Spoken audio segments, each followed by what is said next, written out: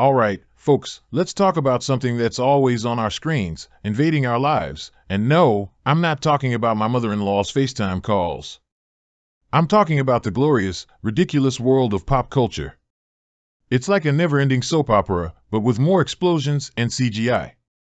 So, let's dive into the Marvel Cinematic Universe. I mean, how many more movies are we gonna get? Iron Man alone has more sequels than I have ex-girlfriends. And they're all interconnected, which is great for continuity, but a nightmare for anyone trying to join the party late. Wait, who is that guy?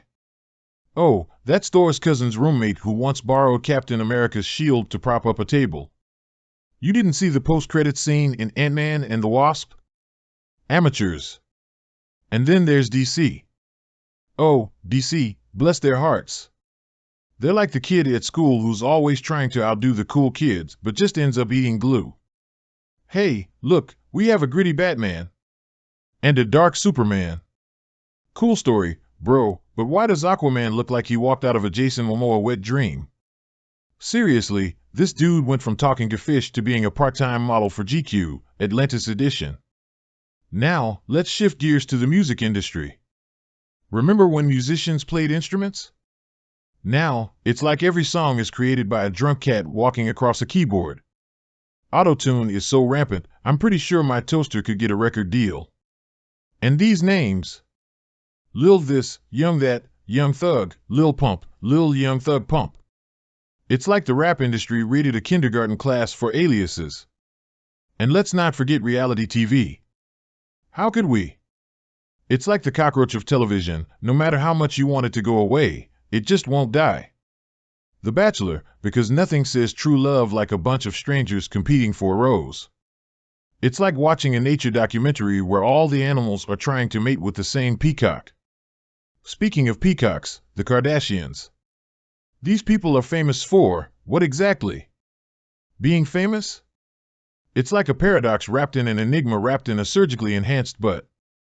And they keep multiplying. The Kardashians are like a hydra, cut off one head and 3 more will pop up with their own reality show. We went from Kim's, let's call it home movie, to an entire empire. If that's not the American dream, I don't know what is. And then we have video games. Oh boy, here we go. Fortnite, anyone? It's like a digital Hunger Games, but with more flossing. I remember when video games were about saving princesses and defeating pixelated villains. Now, it's like a digital fashion show where you kill people. Nice outfit, now let me shoot you in the face. And how about those fan conventions? Comic-Con, where geeks from all over the world gather to celebrate their mutual love of avoiding sunlight. It's like Halloween, but instead of candy, you get overpriced merchandise and a photo with someone who played Stormtrooper number 3.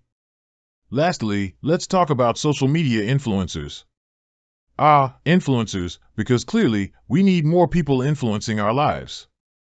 It's like following a diet plan from someone who thinks gluten is a planet in Star Wars.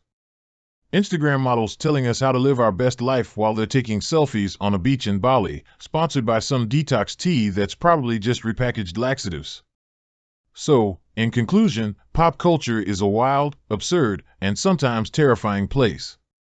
It's like a never-ending roller coaster ride through a carnival run by insane clowns. You never know what's coming next, but you can't look away. And honestly, would we have it any other way? Thanks, folks, you've been a fantastic audience. Now go forth and binge watch responsibly.